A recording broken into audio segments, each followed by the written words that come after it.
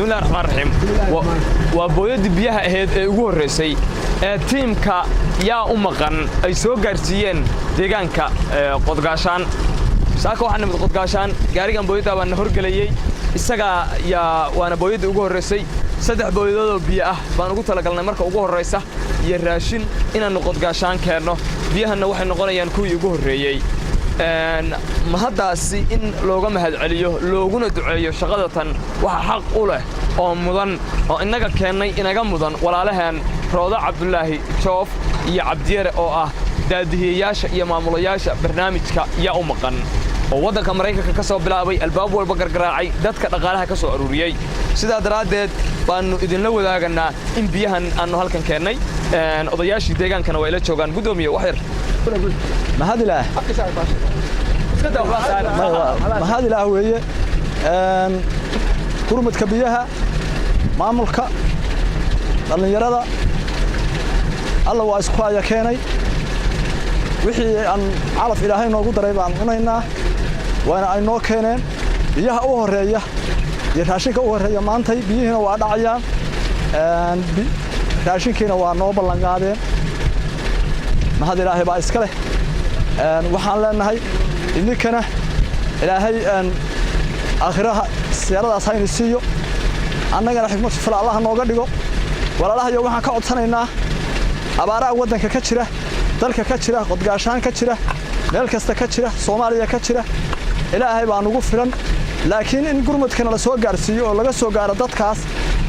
walaalaheena baan u baahanahay bismillaahir rahmaanir rahiim إلهي ما هذا كجادو روضة محل يا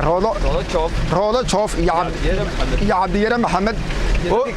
يا وينتي كلا كسوق شيء كسوق بكلاياشة إن كم إذا صوم عمله هوشان إلهي ما هذا كجادو ما هاد بانو علينا أنا وحنا هيدا ككون القط جاشان أباره كهب سريع بارون هاي وحكور يو بيهاس يرهاشين كهذا اللي يواليني صوّدا ما نسوق جاري مشيران booyadii u horeysay baan loo shubayaa waxaanu gudiga iyo maamulka iyo dhalinyarada iyo islaamka iyo bulshada ka codsanaynaa gudoomiyaha awal degmadu waana xaqiray bismillaahir rahmaanir rahiim odayaashii degmada deegaanka waa ay ka hadlay iimaanna meesha noo furay booyadii ugu horeysay baanu hadda rabnaa inaan shubno arrintaana insha Allah Roodo iyo Cabdiyare waxaan u sheegayaa warbixintan inay gaarayso oo ay arkayaan deegaanku inuu xogaa wali wax ku yirihiin waxaan insha Allah rajaynaynaa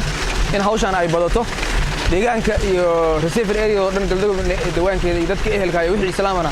inta loo gurmadan karo loo gurmado hadda waxaan joognaa qodgaashan oo aan kor ka soo bilownay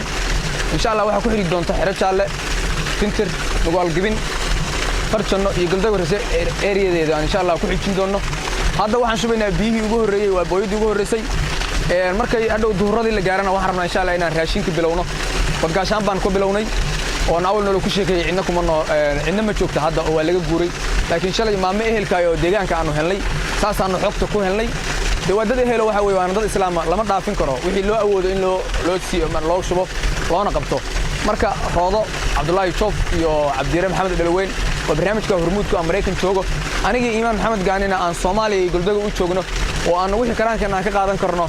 aanu ka qaadanayno waxaan codsanaynaa hadaan nahay dhalinyaradaas aniga Iimaan Maxamed Gaani